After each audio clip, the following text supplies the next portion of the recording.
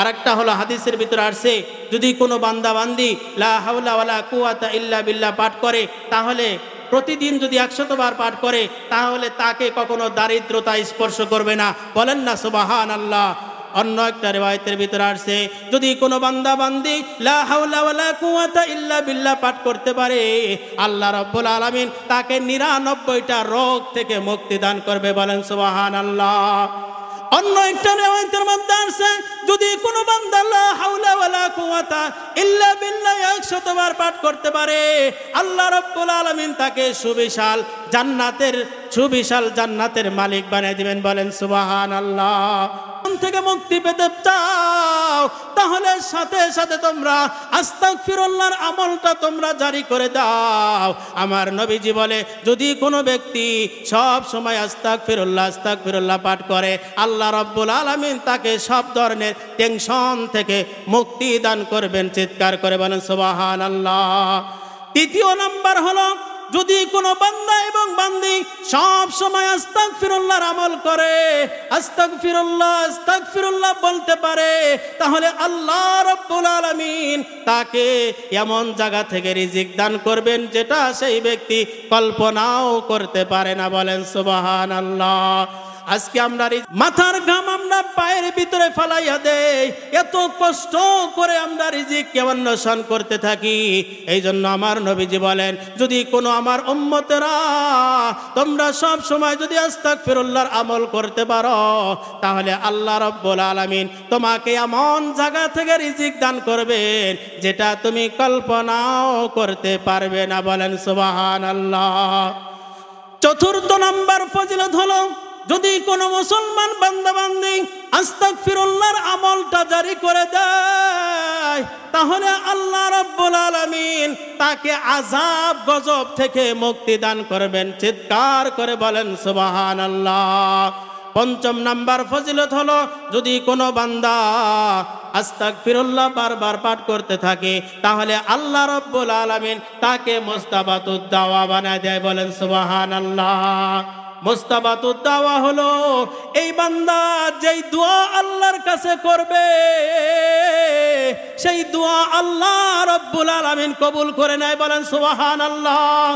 আরো জোরে বলেন সুবহানাল্লাহ। এই জন্য আমরা বারবার সব সময় সদা সর্বদা আস্তাগফিরুল্লাহ, এটা এমন একটা আমল যে আমল করতে আপনার ওযু লাগে না, গোসল লাগে না। আপনি যে কোনো অবস্থায় আছেন, যখন আপনি যে কোনো অবস্থায় আছেন, আপনি সাথে সাথে আপনার জবানটাকে জারি করে দেন আস্তাগফিরুল্লাহ। সাথে সাথে আল্লাহ রাব্বুল আলামিন আপনাকে মুস্তাবাতুদ দাওয়া বানিয়ে ফেলবেন। বলেন সুবহানাল্লাহ। এই জন্য ভাইরা আমার, বন্ধুরা আমার, আমরা যদি আস্তাগফিরুল্লাহর আমল করতে পারি, তাহলে আল্লাহ রাব্বুল আলামিন আমাকে আপনাকে মুস্তাবাতুদ দাওয়া বানায় ফেলবেন। আল্লাহর কাছে আমরা যেই দোয়া করব, আল্লাহ রাব্বুল আলামিন সেই দোয়া আল্লাহ আমাদের কবুল করে নেবেন। বলেন সুবহানাল্লাহ। আমি একটু ঘটনার দিকে যাচ্ছি। আহমদ ইবনে হাম্বলের ঘটনা। তিনি একজন যুগশ্রেষ্ঠ আলেম ছিলেন, মুহাদ্দিস ছিলেন। তেনার নেশা এবং পেশা ছিল হাদিস অন্বেষণ করা এবং হাদিস মানুষকে শোনায়া দেওয়া। এই আহমদ ইবনে হাম্বল একবার হাদিস অন্বেষণ করার জন্য অনেক দূরে বাড়ি থেকে চলে গেলেন। যাওয়ার পরে তিনি একটা মসজিদের ভিতরে গেলেন, সেখানে গিয়ে মাগরিবের নামাজ আদায় করলেন। মাগরিবের নামাজ আদায় করার পর যখন অন্ধকার হয়ে গেল, রাত্রি যখন গভীর হয়ে গেল, ইশারের নামাজ আদায় করার পরে তিনি চিন্তা করলেন এখন আর বাড়িতে যাওয়া যাবে না। তাই তিনি ওই মসজিদে থাকার জন্য তিনি ইচ্ছা পোষণ করলেন। কিন্তু দুঃখের বিষয় হলো, হযরত আহমদ ইবনে হাম্বলকে ওই মসজিদের খাদেম বা দারওয়ান তাকে চেনে না। না চেনার কারণে মসজিদ থেকে যখন সমস্ত মুসল্লিরা বের হয়ে যায়, আহমদ ইবনে হাম্বলকেও সেই মসজিদ থেকে বের করার জন্য আবেদন করা হলো। আহমদ ইবনে হাম্বল তিনি ওই দারওয়ানের কাছে আবেদন করলেন, ভাই, রাত্র যেহেতু গভীর হয়ে গিয়েছে, আমি এই মসজিদে রাত্রটা কাটাইয়া ফজরের নামাজ জামাতের সাথে পড়ে তারপরে আমি যেতে চাই। আহমদ ইবনে হাম্বল যখন ওই মসজিদের খাদেমের কাছে ওই মসজিদের দারোয়ানের কাছে আবেদন করলেন, কিন্তু ওই মসজিদের খাদেম তাকে মসজিদে থাকতে দিল না। মসজিদের খাদেম তাকে মসজিদ থেকে বের করে দিল। আহমদ ইবনে হাম্বল টেনশনে পড়ে গেলেন, গভীর রাত হয়ে গেছে, কনকনে শীতের ভিতরে এখন কোথায় যাবে। মসজিদ থেকে বের হওয়ার পরে দেখলেন একটু দূরে আগুন দেখা যায়, ওই আগুনের কাছে চলে গেলেন, দেখলেন সেখানে একজন সাব্বাব রুটি বিক্রেতা রুটি বানাইতেছে। কি বানাইতেছে ভাই? রুটি বানাইতেছে। আহমদ ইবনে হাম্বল সরাসরি তার কাছে চলে গেলেন। যাওয়ার পর ওই যুবকের কাছে তিনি আবেদন করলেন, ও রুটি বিক্রেতা, আমি তোমার কাছে একটু রাত্রটা থাকতে চাই। তুমি যে রুটি বানাইতেছো এই কনকনে শীতের মধ্যে, আমি একটু ওই চুলা থেকে আগুন পোহাইয়া সারা রাত অতিবাহিত করতে চাই। ও যুবক ভাই, তুমি কি আমাকে একটু থাকতে দিবা? যুবক তাকে বললেন, অবশ্যই তোমাকে থাকতে দিব, আমার কোনো আপত্তি নাই। এবার আহমদ ইবনে হাম্বল তিনি এমন আমল ওই যুবকের কাছ থেকে তিনি দেখতে পাইলেন। ওই যুবকের আমল হলো তিনি সব সময় আস্তাগফিরুল্লাহ পাঠ করতেছেন। বলেন সুবহানাল্লাহ। রুটি বানাইতেছে, আস্তাগফিরুল্লাহ বলে। রুটি যখন হয়ে যায় চুলার ভিতরে দেয় তখনও আস্তাগফিরুল্লাহ বলে। রুটি যখন পরিপূর্ণ হয়ে যায় তখনও আস্তাগফিরুল্লাহ বলে। যখন কাস্টমারকে রুটি দেয় তখন আস্তাগফিরুল্লাহ বলে। কাস্টমার যখন রুটি খেয়ে টাকা দেয়, টাকা যখন তার ক্যাশের ভিতরে রাখে তখন আস্তাগফিরুল্লাহ পাঠ করে। রুটির খামিরা বানায় তখন আস্তাগফিরুল্লাহ পাঠ করে। আহমদ ইবনে হাম্বল এই আমলটা দেখে আশ্চর্য হয়ে গেলেন যে একজন যুবক কিভাবে এত সুন্দর করে আমল করতেছে।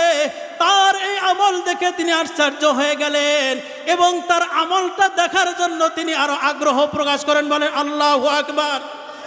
এবার ওই যুবকের আমল দেখে আহমদ ইবনে হাম্বল তিনি আশ্চর্য হয়ে গেলেন।